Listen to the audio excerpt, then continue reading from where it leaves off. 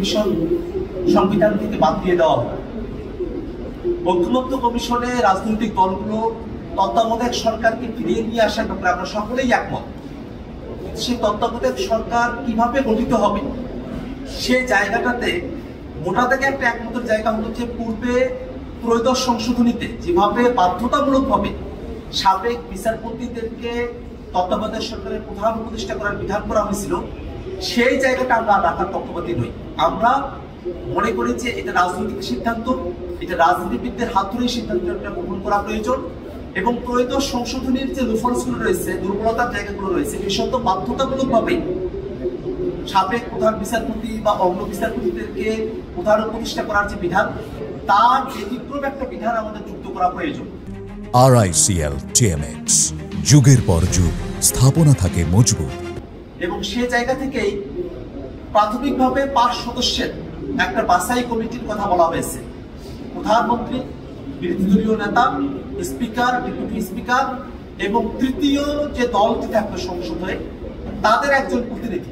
এই 5 জন প্রতিনিধির সমন্বয়ে যে কমিটি, তারা আসলে যদি রাজনৈতিক দলগুলো, সরকারি দল, বিরোধী দল, অন্য দল যে তাদেরকে নমিনেশন দিয়েছে বা তাদের পক্ষ থেকে প্রস্তাব করেছে, সেই প্রস্তাবনার ভিতর থেকে কারো ব্যাপারে যদি একমত হতে পারে তাহলে আসলে শিক্ষাটি একটা সমাধান হয়ে গেল। যদি একমত না হতে পারে তাহলে 1/4 এই ভোটে একটা সমাধানের দিকে যাওয়া যেতে পারে। সেভাবেও যদি সমাধানের পৌঁছানো সম্ভব না হয়, সেক্ষেত্রে এই 5 জনের সঙ্গে অ্যাপিলেট ডিভিশনের একজন বিচারপতি এবং হাইকোর্ট ডিভিশনের একজন বিচারপতি, যাদেরকে আসলে প্রধান বিচারপতি, সত্য সাবেক প্রধান বিচারপতি এবং জ্যেষ্ঠতম আপিল বিভাগের বিচারপতি, তারা 3 জনে মিলে এই 2 জনকে সিলেক্ট করবেন। এরকম 7 জনের একটা ভোটের মধ্য দিয়ে, যেখানে র্যাঙ্ক চয়েস ভোটের সিস্টেমে যে প্রস্তাবগুলো অলরেডি করা হয়েছে রাজনৈতিক দলগুলোর পক্ষ থেকে, তার মধ্য থেকে একজনকে প্রধান উপদেষ্টা পদে নিয়োগ করা হবে। আজকে কমিশন এই প্রস্তাব উত্থাপন করেছে।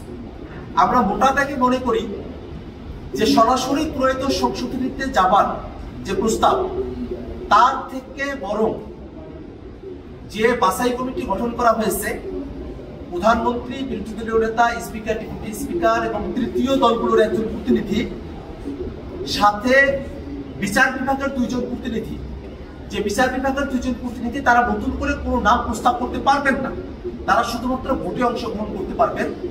এই নিয়োগ কমিটির মাধ্যমে, বাছাই কমিটির মাধ্যমে র্যাঙ্ক চয়েস ভিত্তিতে যদি প্রধান উপদেষ্টা নির্বাচন করা হয়, মনোনীত করা হয়, তাহলে এটা একটা ফলপ্রসূ সিদ্ধান্ত আমাদের কাছে আসতে পারে।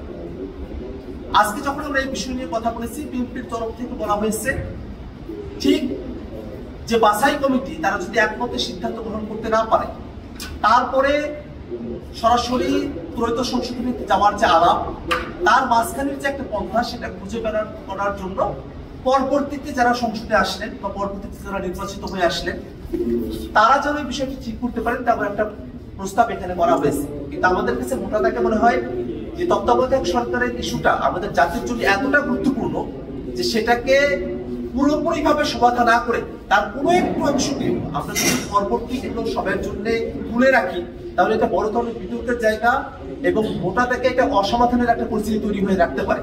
সেক্ষেত্রে আমাদের প্রস্তাবনা ছিল, ঐকমত্য কমিশনের যে কমিশন যে প্রস্তাব করেছে, অধিকাংশ দল সে প্রস্তাবের সঙ্গে একমত। অন্য যে রাজনৈতিক দলগুলো আছে তাদের কাছে যদি বেটার আর কোনো সলিউশন থাকে, তারা সেটা প্রস্তাব করতে পারেন। নতুবা যে প্রস্তাব ঐকমত্য কমিশন এখানে প্রদান করেছে, সেই প্রস্তাবের প্রতি সকল রাজনৈতিক দল একমত আছে। বিএনপি সহ যে গুটি কতক দল এই প্রস্তাবের সঙ্গে একমত হয়ে পরে সংসদের কথা বলেছেন, তারাও আসলে তাদের সিদ্ধান্ত পুনর্বিবেচনা করতে পারেন। আমাদের কাছে মনে হয় তত্ত্বাবধায়ক সরকারের ইস্যুটা আমাদের এই ফোরামেই পুরোপুরিভাবে সেটেল করে ফেলা প্রয়োজন। সেটাকে পরবর্তী কোনো ফোরামের জন্য রেখে দেওয়া ওটা থেকে একটা অসুবিধার তৈরি করতে পারে। ধন্যবাদ।